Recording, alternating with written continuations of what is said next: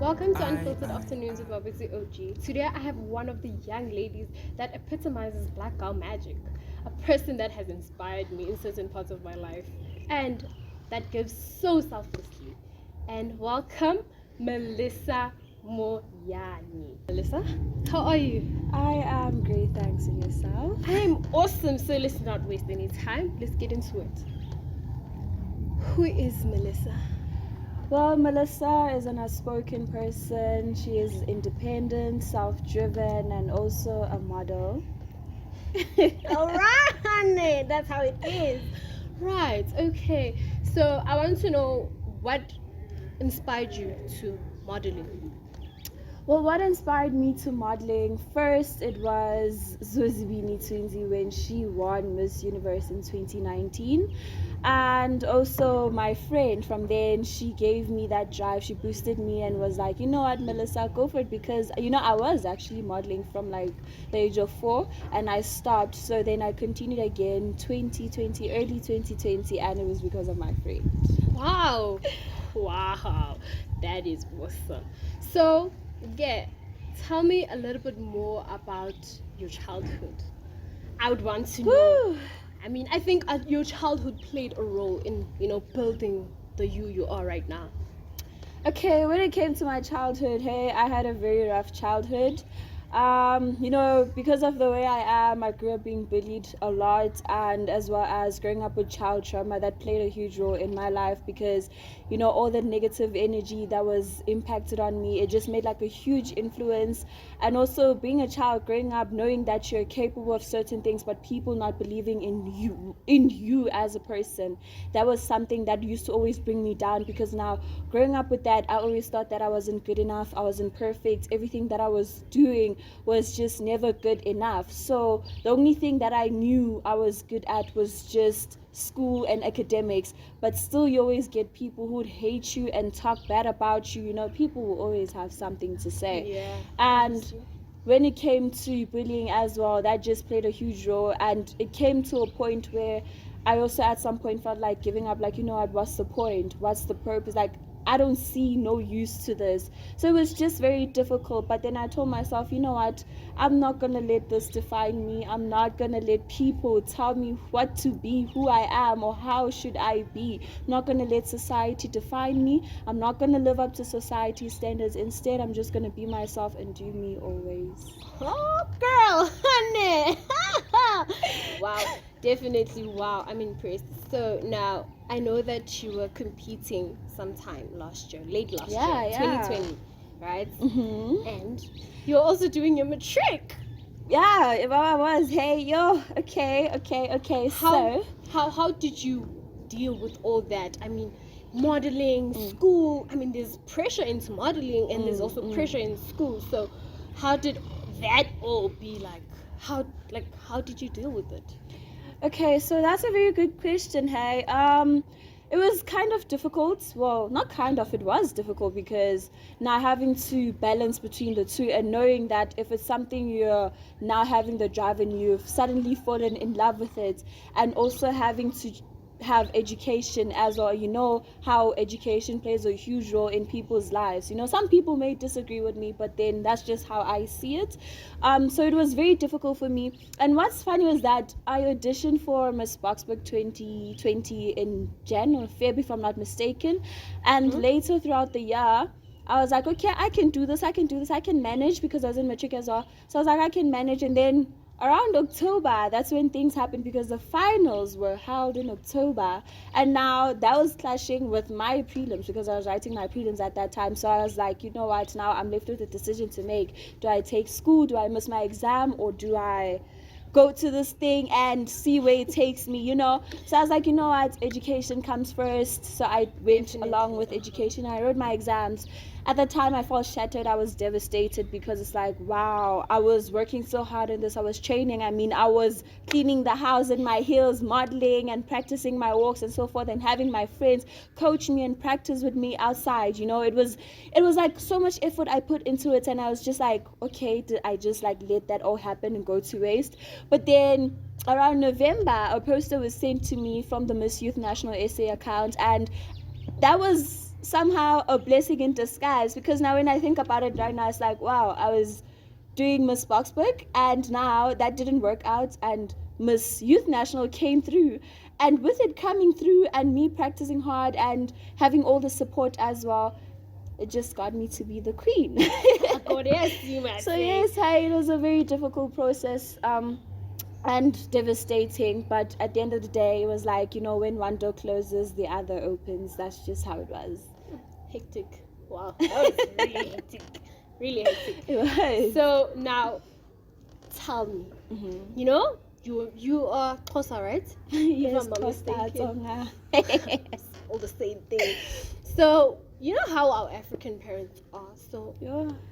I mean, how did you tell me how you convinced your parents to letting you do this thing? Because it's not everyone that goes along with what you went through. Because they were like, school education is the most important, right? So how did you convince your parents? Right, with that, I feel like at first you need to build a relationship with your parents and let them, like, just being open with your parents and let them believe in what you have in your idea or what you're bringing to the table, because parents most of the times, they don't just, yes, they're gonna go with the idea, but then they really want to know what is it going to bring you and how will it benefit you in the future and so forth.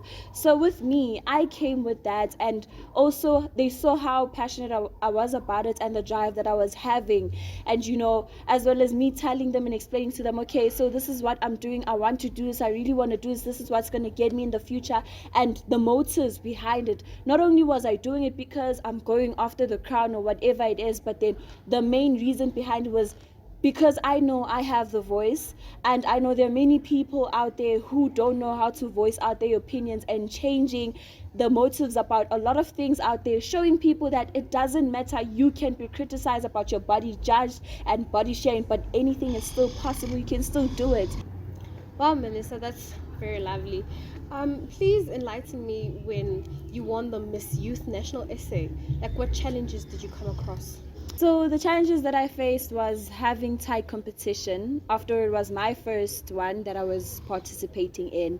So not knowing the feel of how is it supposed to be done and what should I do. So I just went there and told myself, you know what, I set my goals, I worked hard for this, and I practiced so much, so I'm just gonna go out there and do what I know and just be me. So as well as people out there, knowing that people are now looking at you. When you go out, I'm now no longer Melissa. As soon as I put on that crown and sash, I'm not just Melissa, I'm representing a brand.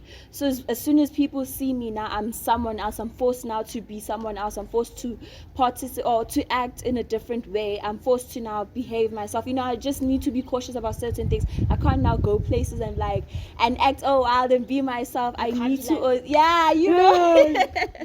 So I need to now stay in this box, because I need to bear in mind that I'm representing a brand. One mistake, I could lose my title, lose my contract, or lose basically everything, So I just need to be cautious about those things. And those are just one of the challenges that I had and still having.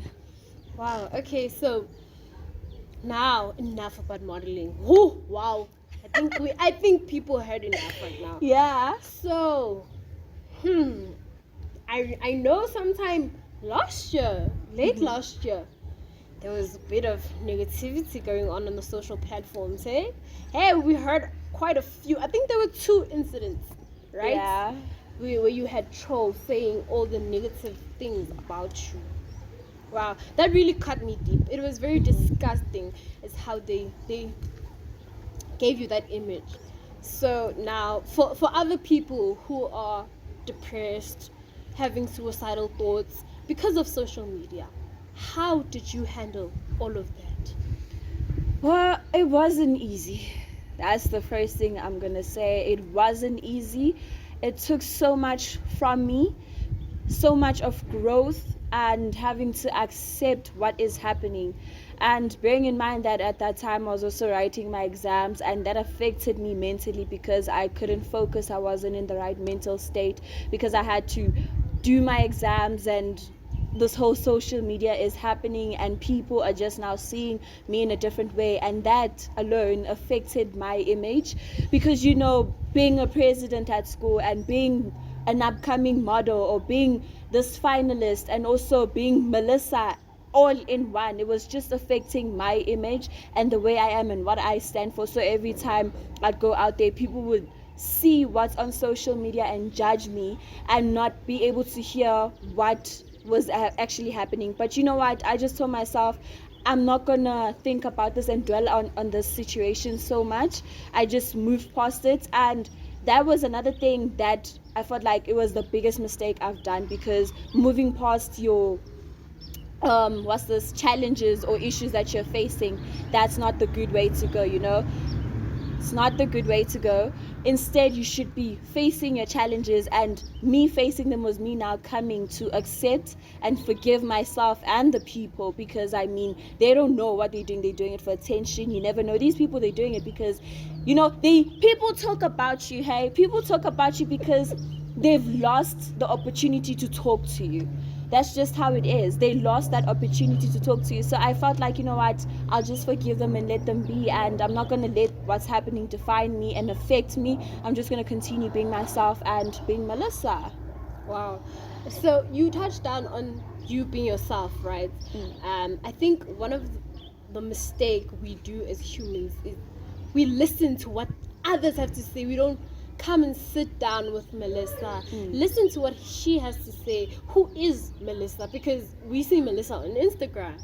She's this beautiful girl who have other young children look up to you, honestly. Yeah. So, no, I get your point.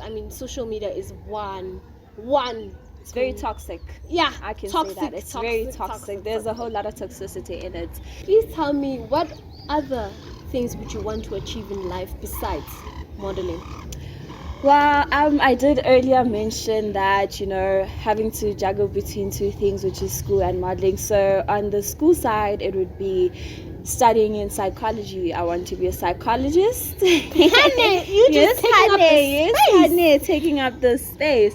Because, I feel like after everything I've been through, and people also having their own personal issues, I've come to a point where I understand, and I am able to sympathize with a lot of people. And I feel like there's so much that people cannot say or keep quiet about, and I feel like it should be spoken about. My own therapist once advised me that it's so much better for you to talk to someone you don't know, because it's so easy to trust someone you don't know, because it's not like they're going to be talking about your things.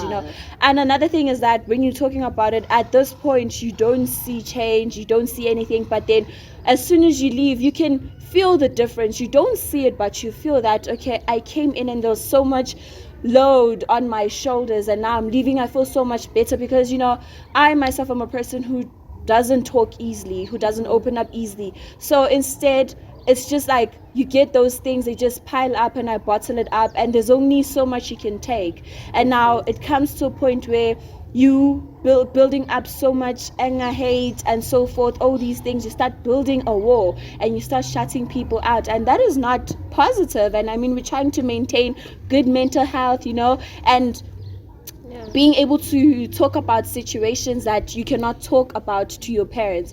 So that is the reason why I feel like I can be a psychologist. Well, I see myself as one. I just now need to get that degree. Manufacturing, you just, Yeah. So psychologist. It has a nice ring to it, hey? Yeah. That is lovely. I'm impressed. I'm impressed. So, psychology, modeling. How do you communicate with your parents, and you reassure them that, I got this in the bag, as young as you are? How old are you? I'm 18, honey. 18. Legal. We can pop some bottles now. Wow, amazing. So yeah. Wow. Communication, yes. Okay, so I'm not gonna lie to you, communication was a very difficult process or part that we went through with my family. considering the fact that I'm not a person who can open up easily, number one, and we never saw each other eye to eye. So that's another thing that not just me but other people face with their parents as well. So in most cases, you're gonna come with something, a child, a child's gonna be passionate in a certain thing and they want to do whatever. And with parents, they wanna want to shut you off and shut your idea off. They never really wanna hear you out. Wow. Like a simple example, you come in, and let me just say a child now is passionate in soccer. They find a passion in soccer and they want to be this great soccer player. They want to join a club so they can get better and better and be this awesome superstar, and so forth. But then with parents, being parents, you know how black parents are, not adding any race to it, but then it's just how it is. That's how society has made it and labeled it. It's just now they're always the first thing's gonna be like, hi, funda loki scholar, you're not getting good grades and so forth. And it's just that thing. And then with that, they start comparing you with other children. And I feel like parents, that's one thing we need to stop. Well, they need to stop, because now they don't understand the influence and how much it affects the child. Because now when you're comparing your own child to someone else, not everyone is academically inclined. First things that we need to understand. Someone else, your friend, can be an A student and so forth, but you are good at this. Sometimes that soccer is what's going to be bringing you money in the future. You never know. You understand? So it's good that, yes, you're pushing the child, you're giving them the drive, which, okay, they shouldn't give up on school and so forth, and they can also do two things at once. But now when it comes to them judging and also comparing with other children, I feel like that's one thing we need to change. Instead of them bringing other children down and comparing them, they should be boosting them and helping them and also supporting. That's where the support comes in, with communication. Yeah, definitely. Wow, I'm impressed. I get it, like black parents. I mean, hey, my dad is a tough nut to crack, but you know what? I find my way to him.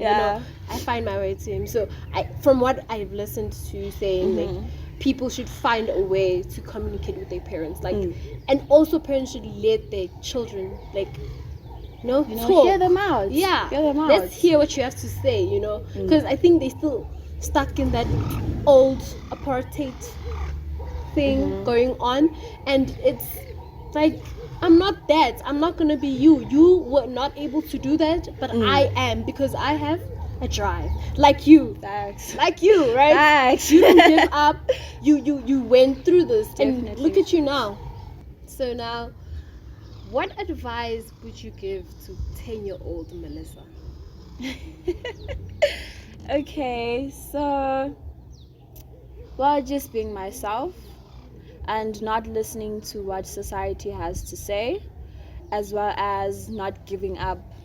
Never, just never give up. No matter how hard things can get, just continue persevering throughout and just maneuver always. That's, yeah. Lovely. Wow, I can't believe this now. You're leaving me. This is like towards the last question. Like, it's literally the last question I'm asking. Like, I'm so sad. No, don't laugh. It's sad. Okay. Yeah. So, being a teenager, having goals, and you working towards them, what advice would you give to teenagers that look up to, or rather, teenagers as, like, in general? Okay, so I think I've said so much earlier. Now I'm just going to be touching on that. With what I've experienced, what I can say for teenagers is just, being yourself. I feel like there's nothing as important as believing in yourself and be yourself. I always live by the words of Zozbini Tunzi, which is taking up your space in society and cementing yourself. And I feel like that is something as teenagers need to do, because we doubt ourselves, we doubt the power that we have, and you're just living in just self-doubt, and you're always limiting yourself. Never limit yourself. If you know your intuition is saying this, follow your gut always. Never leave that space for open, because there's nothing that's sad as having to regret at a later stage. You know, if something tells you do it now, do it, go for it. So I feel like with the teenagers, that's what I have to say to them. If something tells you and you feel like it's in your gut and it says do it, go for it. Because now having to regret and living in regrets, that's something that's just, oh my gosh, like, you know, it's not a nice thing to have. And also Yeah. being in yourself, believing in yourself, and staying true to yourself always, you know, never having to live in this box or trying to be someone else, faking this person, you know. Just be yourself. I mean, after Definitely. all, unless you're having your brand, you're representing a brand, and you're Melissa at the same time, then I mean, there has to be a balance. There has to be a balance, but otherwise, just be yourself. Wow. Definitely, definitely. I get you. I get you. I feel you because I put in so much work into this, and now, hey, it's finally happening. This is my first episode. I'm happy. I'm happy, guys. I'm happy. You understand? Yeah. So, and like I said, you inspired me in certain parts of my life, and like I really appreciate you being the way you are because I feel like this video is gonna be listened to one person, and that one person is gonna change their whole perspective in life and live to the fullest. True. I mean, wow, you only 18. Only 18. 18, honey. Only 18. Kabang. But wow, I'm happy. Thank you for coming. Oh, thank you for hosting me. I had fun. I also had fun. Thank you so much. This means the world to me. Thank you very much for watching Unfiltered Afternoons with Mobitsi OG. Please hit the subscribe button, like, share, comment to Unfiltered Afternoons with Mobitsi OG. Guys, it's still gonna be more of Unfiltered Afternoons with Mobitsi OG.